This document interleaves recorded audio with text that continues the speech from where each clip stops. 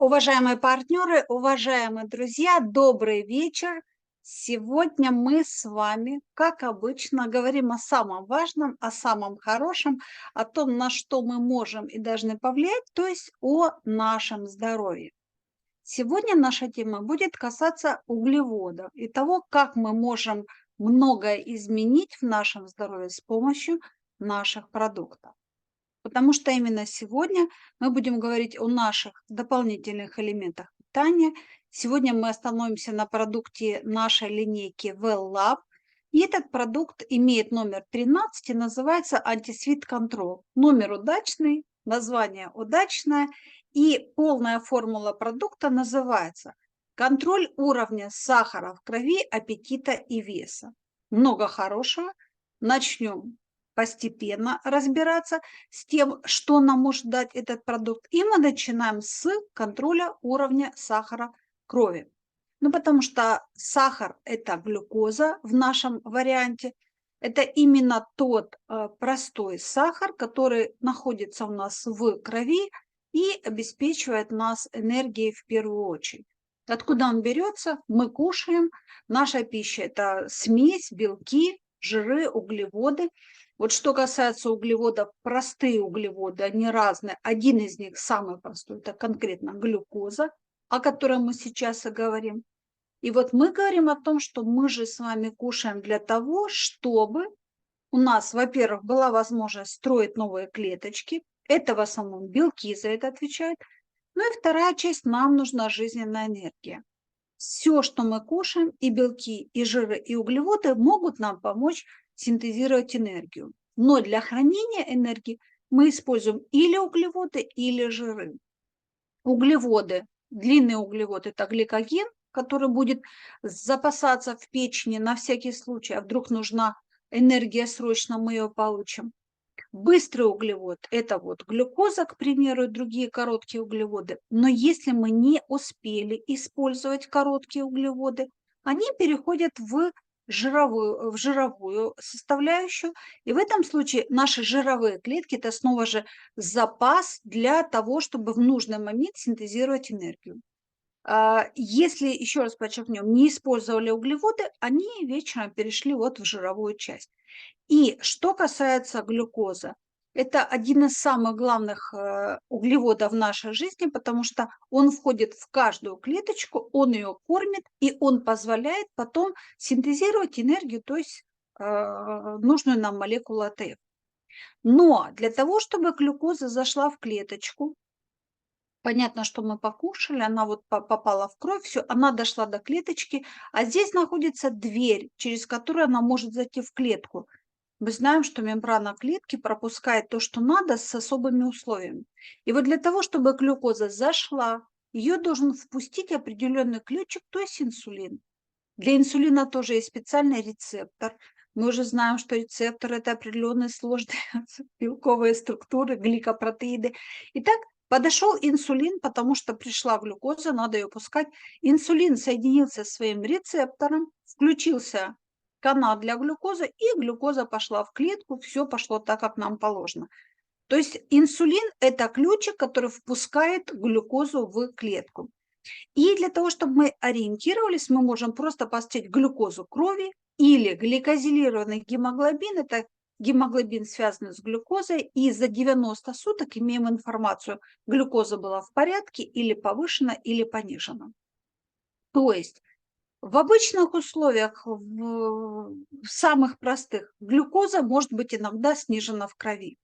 Если мы кушаем меньше, чем обычно, особенно углеводов, или пошел алкоголь в большом количестве, особенно если мы голодные, или лекарства, которые влияют на сахар крови, инсулин или таблетки, их использовали больше. Или пошли другие лекарства, которые снижают уровень глюкозы.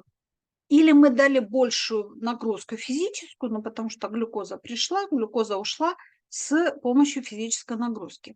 То есть в этом случае это обычная ситуация, потом все восстанавливается. Точно так же уровень глюкозы в крови может быть повышен.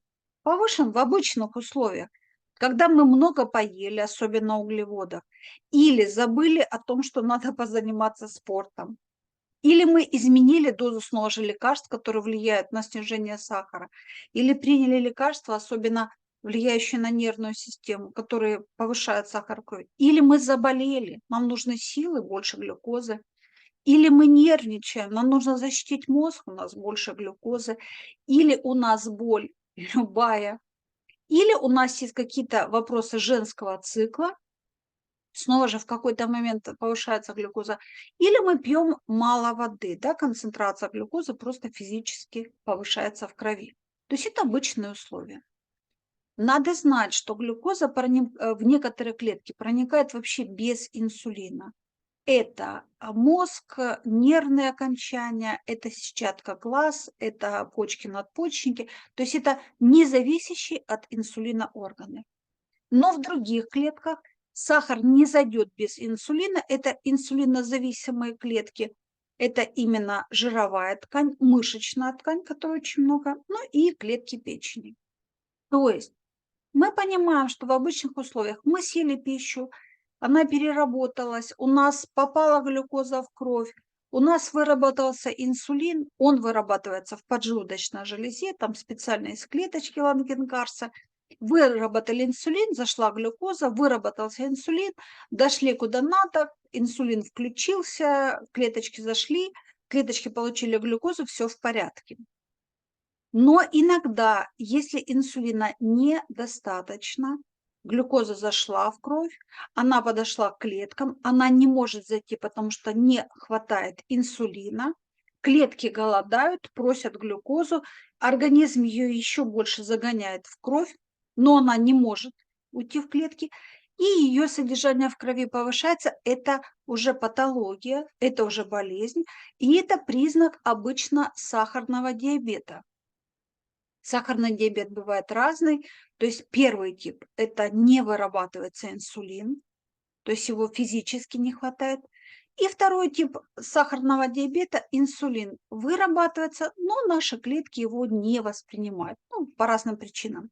И в том и в другом случае сахара в крови будет много, но потому что клетки просят еду, и сахар повышается, его токсическое количество, и включаются проблемы здоровья. Но надо знать, что при многих других болезнях сахар в крови тоже повышается. Это разная ситуация. Это проблемы, допустим, поджелудочной железы или щитовидной железы, или недостаток каких-то витаминов, или тяжелые болезни печени. То есть разные проблемы приводят к тому, что болезнь приводит к повышению сахара крови. Самая главная ситуация – сахарный диабет, потому что это хроническая проблема. Если она появилась, она все время прогрессирует и состояние ухудшается. Инсулина не хватает, сахара в крови много. В итоге это приводит к тому, что люди уходят из жизни. Одна из 10 смертей людей трудоспособного возраста 20-40 лет – это именно исход сахарного диабета. Поэтому ранние признаки сахарного диабета, их надо просто четко понимать. Сахара в крови много, то есть все время хочется пить.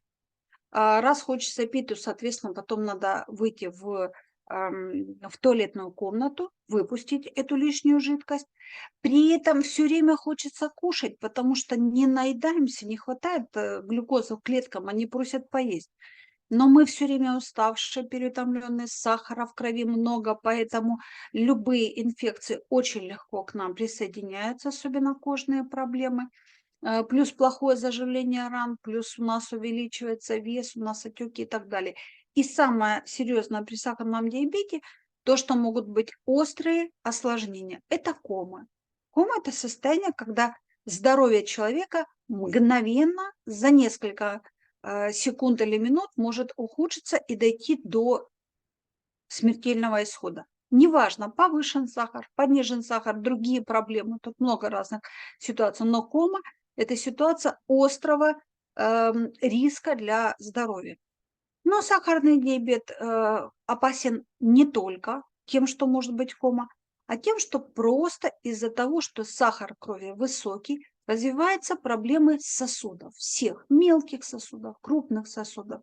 В этом случае обязательно включается риск многих проблем и сердца, и мозга, и глаз, и чаще всего это приводит к тому, что это видимые проблемы, там вот стопа диабетика, когда просто нарушается кровоток в нужных местах. То есть сахарный диабет появился, за ним масса проблем сосудов, сердца, поражение других органов. Поэтому надо понимать, что если есть сахарный диабет, он связан с высоким сахаром крови, и наш продукт изначально уже здесь будет помогать.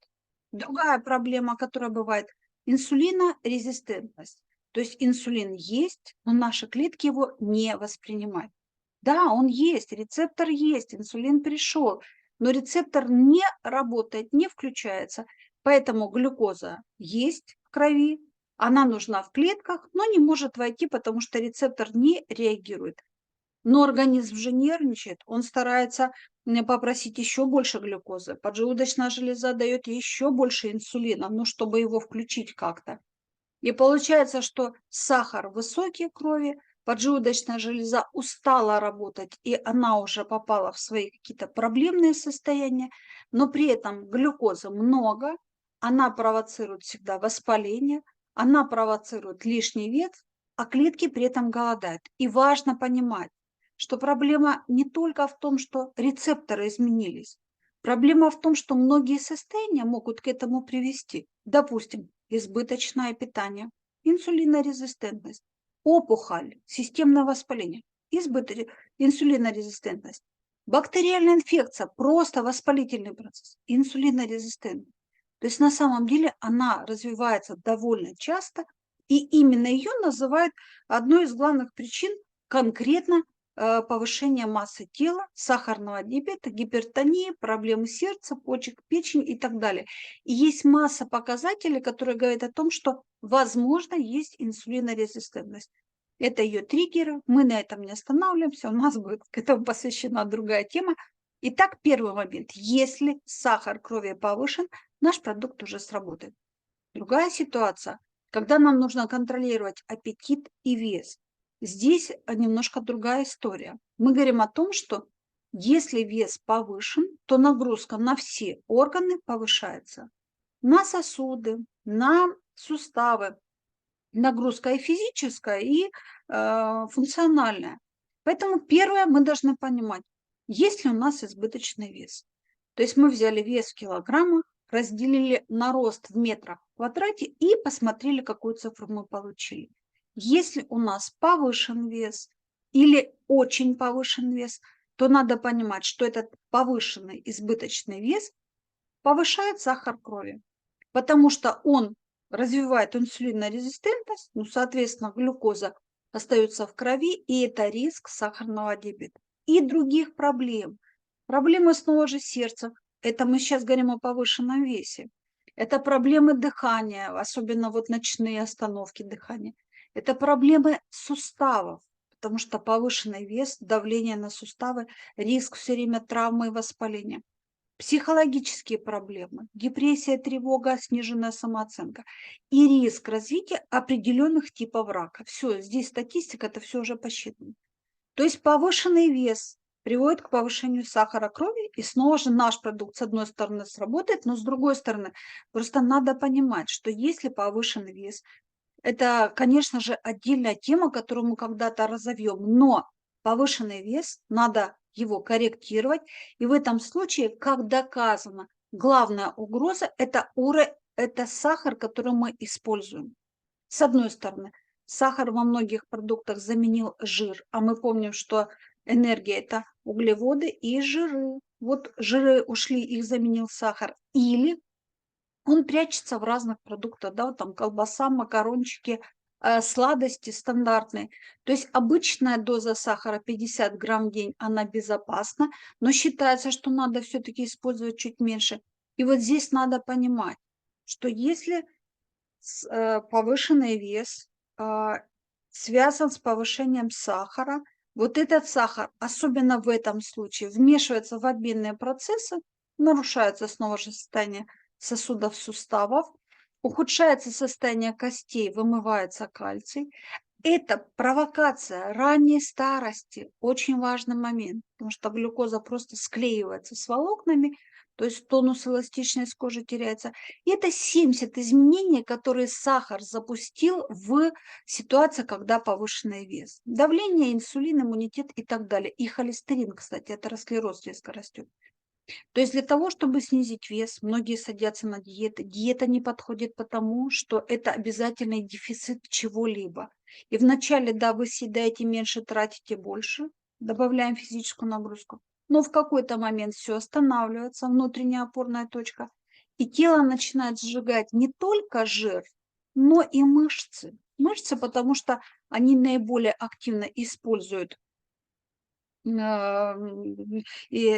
используют энергию, поэтому именно они подходят для сжигания калорий. Поэтому в какой-то момент начинают уходить мышцы, соответственно, уменьшается изменение использованной энергии, то есть и включаются другие проблемы. Поэтому все, что сжигает ваши мышцы, то есть любые диеты, работает против вас, а не для вас.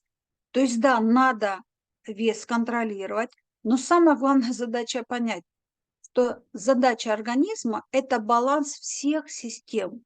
И если первый вариант, мы будем эффективно заботиться о теле, о весе, но правильно влиять на баланс, или вторая задача, второй вариант, будем ждать, что оно само сбалансируется, тоже есть такие любители. Надо понимать, как только уровень сахара крови отклонился в любую сторону, тело найдет, как с ним разобраться.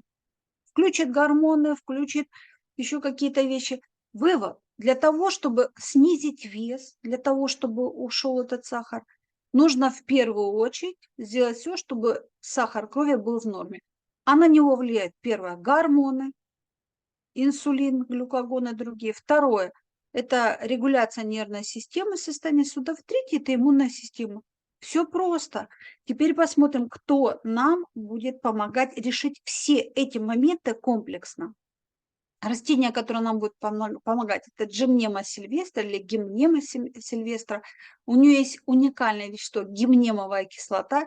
Вот видим, что по названию она находится только в этом растении. И она уникальна тем, что, как доказали исследования, и при диабете первого типа, и диабете второго типа, она будет помогать.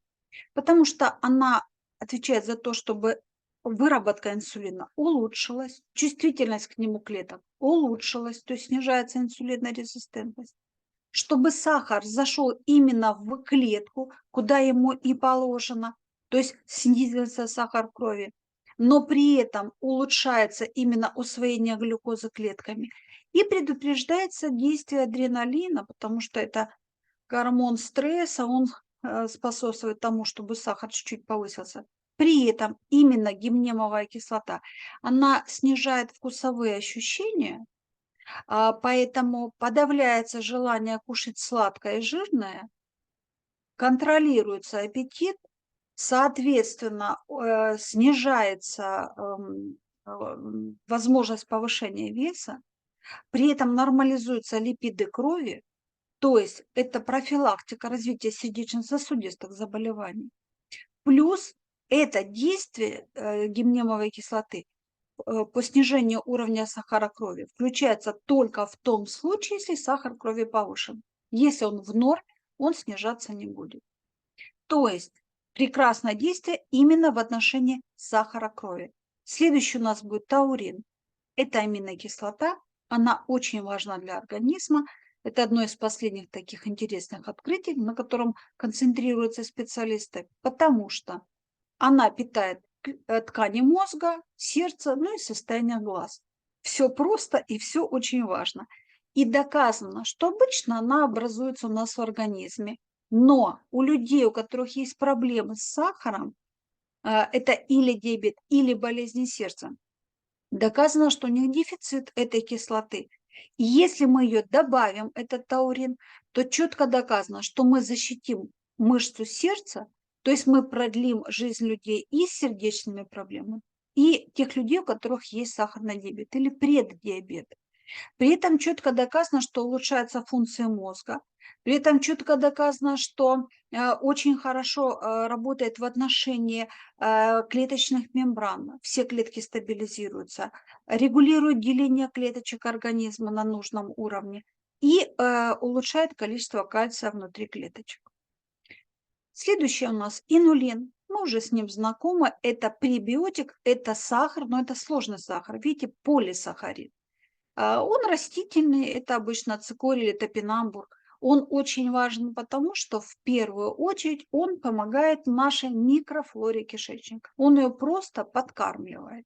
Пребиотик, то есть у нас есть микрофлора внутри, ее надо правильно покормить, вот именно это и будет делать инулин. То есть, с одной стороны, улучшили все уже всасывание нужных элементов кишечника, а с другой стороны, именно в результате обмена инулина появилась фруктоза. Это другой простой сахар. Она точно так же подходит для наших клеточек, чтобы дать дополнительную энергию, но в этом случае не нужен инсулин, что очень важно, особенно если есть проблема, к примеру, с сахарным диабетом. То есть этот наш инулин микрофлору желудка и кишечника подтянул, ну, понятно, клеточки печени улучшил состояние, снизил инсулинорезистентность тканей и привел все к тому, чтобы сахар крови начал просто уходить туда, куда ему и положено. При этом эффективно контролирует снижение веса и контролирует снижение глюкозы и гликозилированного гемоглобина. Что касается нашего биотина, ну или витамина H, B7, кофермента, биотин, от слова биос – жизнь, принципиально важный элемент для обмена всех белков, жиров, углеводов. Он необходим для правильного синтеза коллагена, для нервной системы. Снова же микрофлора кишечника, те же самые кожа, ногтики, волосы. Но здесь надо подчеркнуть, что это родное вещество для организма. Он синтезируется внутри организма, снова же, если все в порядке. Но у людей с сахарным диабетом, особенно второго типа, его изначально ниже. И доказано, что если его добавить в организм, то сразу улучшается и секреция выделения инсулина, и снижается уровень глюкозы в крови. Очень важно, он помогает предотвратить повреждение почек при сахарном диабете. И вот Американская национальная академия медицина считает, что всем взрослым людям с 19 лет его надо просто добавлять. Хромопикалинат – это тот минерал, который отвечает конкретно за уровень глюкозы в крови. То есть он не может регулировать ее сам, но он улучшает действие любых доз инсулина, которые есть. Любых. Поэтому заодно он улучшил синтез белка, и это пошел контроль избыточного веса. При этом он очень хорошо снижает именно тягу к сладкой пище, ну, потому что он параллельно еще стабилизирует нервную систему. Он четко снижает уровень холестерина, общего холестерина, то есть это еще идет профилактика проблем сосудов и сердца, и он четко повышает энергопотенциал человека. То есть получается, что выносливость улучшается, если что-то произошло с клеточками, они успевают перенести это состояние, но особенность, он плохо всасывается кишечником, тут надо постараться, чтобы его ввести. Итак, наш продукт антисвит контрол 13 формула. Все наши элементы подобраны таким образом, чтобы максимально поддержать обменные процессы, но при этом снизить уровень сахара крови, отрегулировать аппетит, убрать вопросы усталости, сонливости и улучшить метаболизм клеток, то есть обмен в наших клетках. Для этого мы используем его, как обычно, наши продукты линейки Веллаб. Одна капсула 2 раза в день. Во время еды или перед самой едой можно. Но обратите внимание, изначально говорим, что прием длительный до 6 месяцев, потому что это серьезные вопросы, действуем аккуратно, нам нужен результат, а здесь надо постараться и уделить этому внимание. И параллельно, конечно же, обратим внимание на диету, то есть дробное питание, это все мы все мы знаем, 3 раза кушаем, плюс маленькие перекусы для того, чтобы стабилизировать вес. И что касается вопросов, для чего нужен наш продукт антисвит контроль? Для того, чтобы нормализовать уровень сахара в крови. На самом деле, людей, у которых есть проблемы с сахаром крови, которые знают об этом, это 10-я часть от всего количества людей с повышенным уровнем сахара крови. Поэтому его периодически надо просто померить и разобраться. Или когда нам нужно активировать обмен веществ. Помните, мы приболели, к примеру, да, у нас какие-то там вопросы стресса и так далее.